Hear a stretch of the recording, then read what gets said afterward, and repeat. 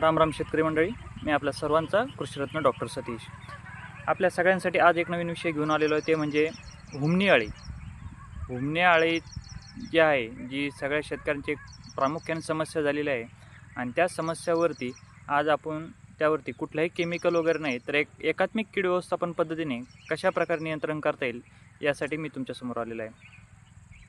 हुमणी trap हा शब्द तुम्ही पहिल्यांदाच ऐकत असाल.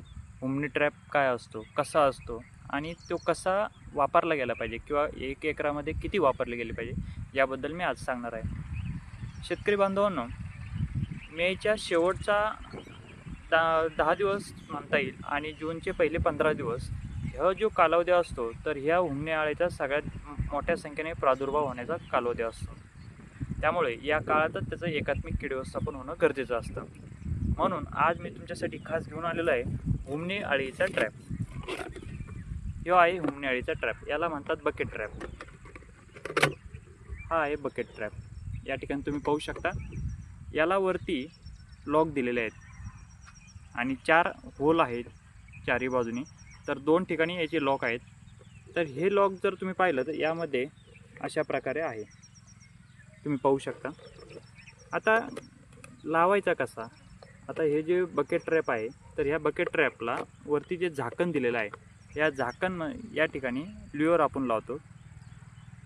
ही जी ल्युअर आहे तर ही ल्युअर व्हाईट ग्रब ल्युअर याला आपण म्हणतो. तर ही ल्युअर या ठिकाणी लावायची आहे.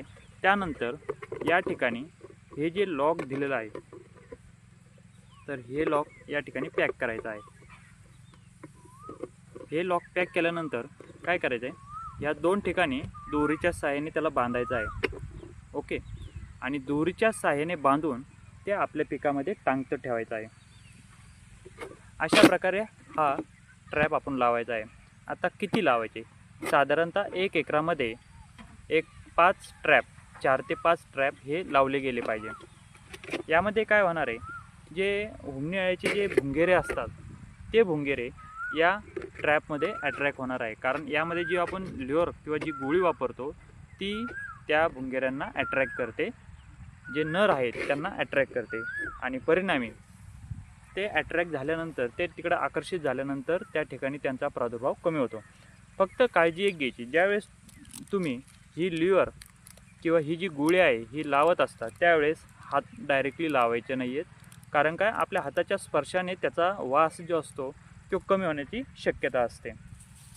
त्यासाठी काय करायचं, सरळ सरळ एखादी कॅरी बॅग किंवा प्लॅस्टिक पिशवी वगैरे घ्यायची आणि